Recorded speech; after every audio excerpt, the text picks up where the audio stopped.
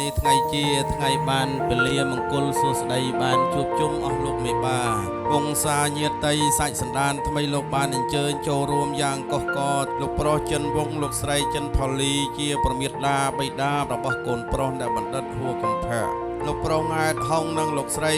ឈួងសៀអេងជាប្រមាតាបិតារបស់កូនស្រីនាមកុលធីតាកញ្ញាហុងមីងហ្វុងលោកបានឯកភាពរៀបចំពិធីមង្គលពិសាស្លាភ្ជាប់ពាក្យ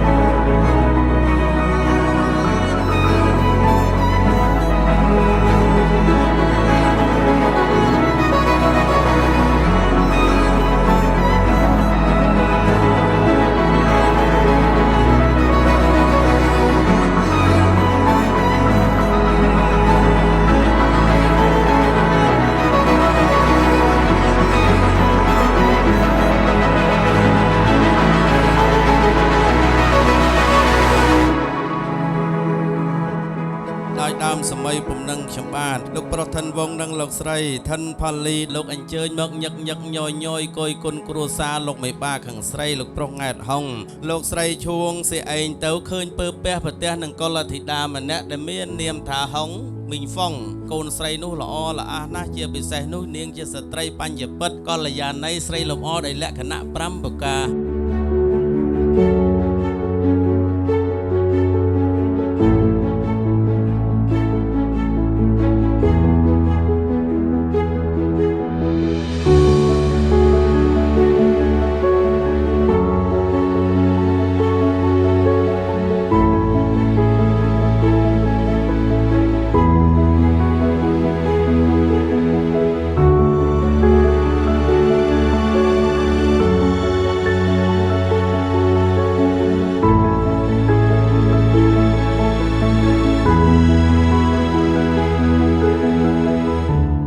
កុលធីតា